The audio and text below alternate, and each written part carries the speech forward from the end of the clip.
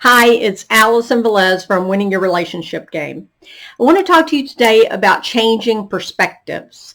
Most of my work with couples and even with individuals is focused on trying to change perspectives about things that are happening. Sometimes you might only change the way you're looking at something a little bit, but that may be enough to make some movement, make some change, and cause a cascade of perspective changing decisions. One of the things that I talk about quite a lot is how thoughts, feelings, and behaviors all tend to walk hand in hand. So if I change the way that I'm thinking about something, then my feelings and my behaviors are also going to go in that direction. So you can see how having a shift in the way that you're thinking about something can be a really powerful action. So when I work with couples, one of the shifts that I think is really fun to think about is how all of your behaviors are either an expression of love or a cry for love. I can't take credit for that. That's actually a thought that's put forth. The only time I've heard it is from Marianne Williamson. She may have gotten it from somewhere else. But looking at all of our behavior, we can distill it down to one of two motivations, either an expression of love or a cry for love. Now, if you can allow yourself to just be open to the idea, you can think about even some of the most horrible things like school shootings or terrorist attacks, or even more mundane things like yelling at your kid. All of these can be attributed to either an expression of love or a cry for love.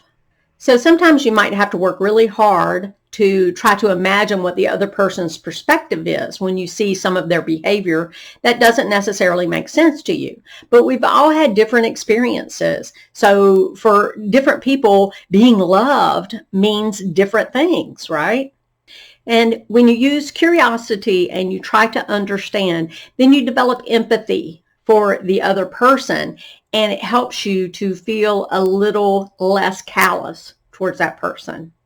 So just to bring an example in, if my husband gets mad and starts yelling at me about not doing the laundry, well, is that a cry for love or an expression of love? Probably he thinks that me not doing the laundry means that I don't love him. And then he begins to get jangled about our connection and our safe attachment.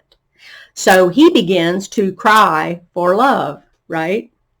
So in that scenario, he's yelling at me, I start yelling at him. Now, what am I doing? Am I expressing love, or am I also crying for love? And in that situation, I'd say I'm also crying for love. So good communication is all of our responsibility.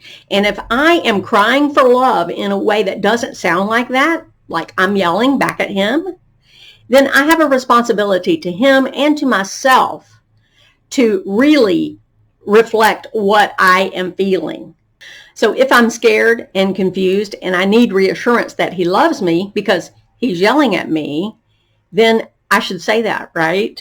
Instead of yelling back and creating a bigger rift between the two of us.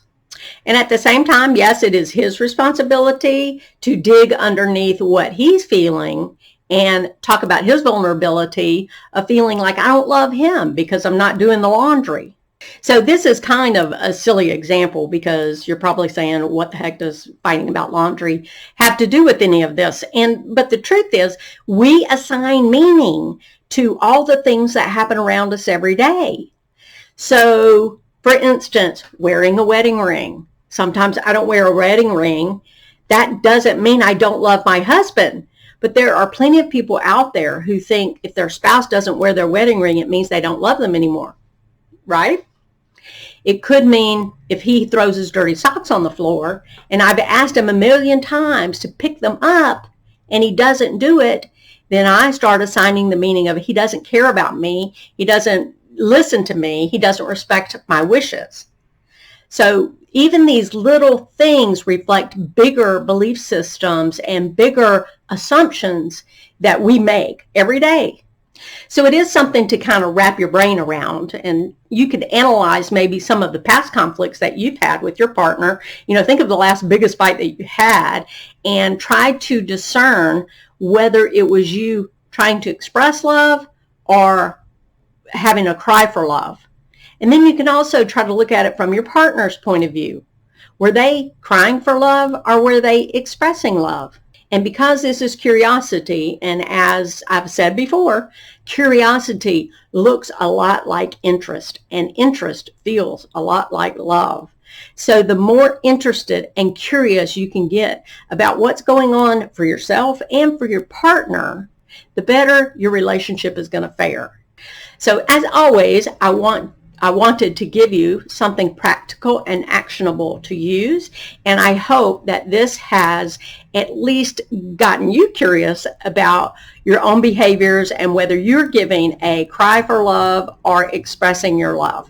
Being understood and understanding is one of the keys to a winning relationship.